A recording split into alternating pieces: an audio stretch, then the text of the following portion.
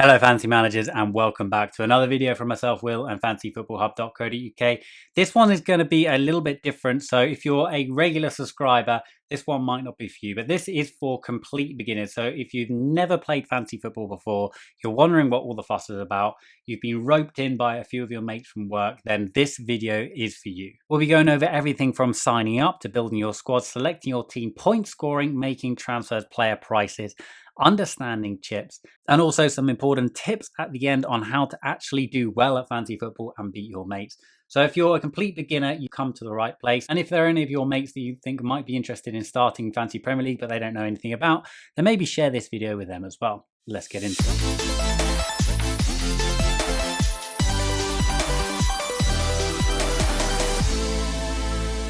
Okay, before we begin, I'm going to be giving you various tips on how to do well at fantasy football, not just play it. So the first and most important one of those tips is to subscribe to the channel, because we're going to be doing loads more content on Fantasy Premier League. I'm going to be revealing my team. I'm going to be suggesting you players to pick, all on this channel. So throughout the season as well, all designed to make sure that you do well at fantasy football and hopefully have some fun along the way. Once you've hit that subscribe button, you want to go over to fantasy.premierleague.com and sign up using the on-screen instructions. You can either go for Google or Twitter or Facebook, sign in however you want. If you're on Twitter, drop me a follow at FFH_Will and our main account at FFH_HQ.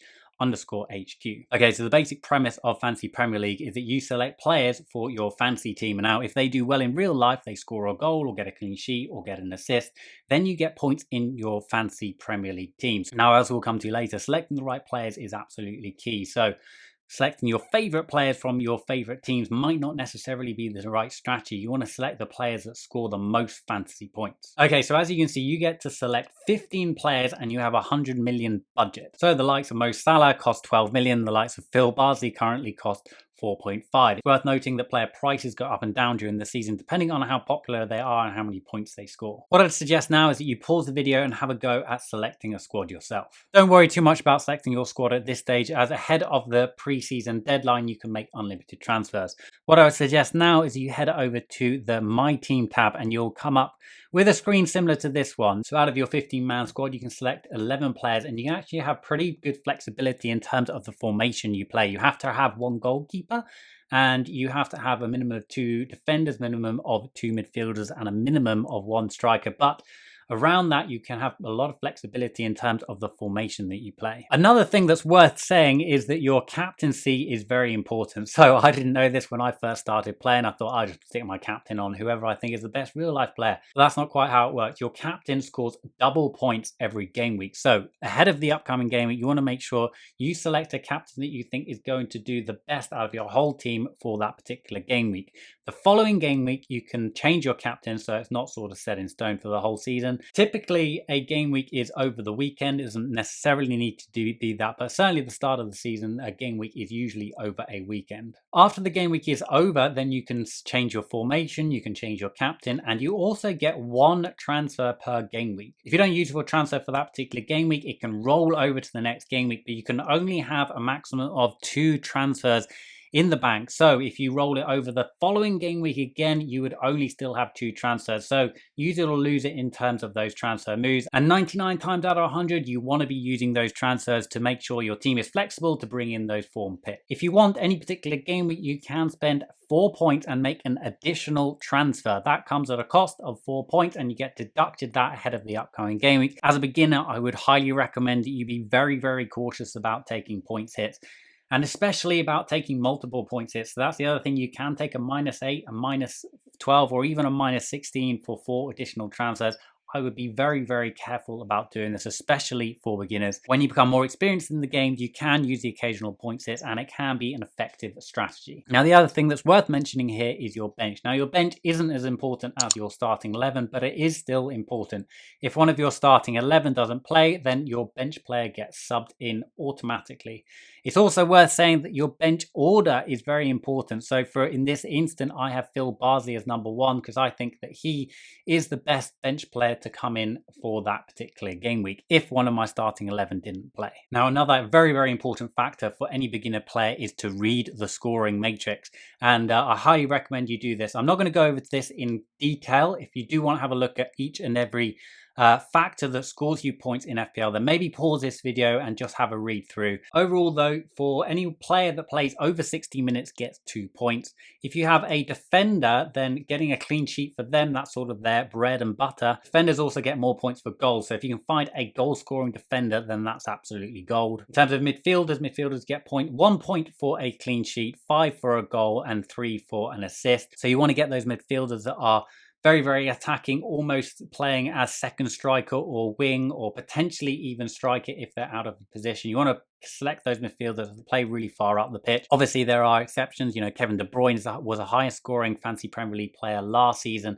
and he's not exactly playing really far up the top. He plays a little bit further back, but nevertheless, you generally want to target those players that get a lot of shots, get a lot of chances, score a lot of goals. You don't really want to be targeting those defensive midfielders, even if you think they're good players, because they're really not going to get you many fancy points. The same goes for forwards. Forwards get 4 points for a goal, 3 for an assist. And again, obviously, you want to target those forwards that get a lot of goals and assists. Okay, the other really important thing to be made aware of is that you have 4 chips that you can play in FPL. Most of these chips do what they say on the tin. The first is bench boost, which means your bench scores points in that particular game week if that chip is activated. The free hit chip effectively means you can completely revamp your team for one particular game week. Triple captain, instead of your captain scoring double points, they score 3 times those points. Wildcard is arguably the most important chip, and you get 2 of them during a season. The first one you've got to use before New Year's, and the second one you can use in the second half of the season. If you don't use your first one, you lose it, so it's use it or lose it situation. Wildcard effectively allows you to start again, completely revamp your whole team. So very, very important chip and a very, very valuable one.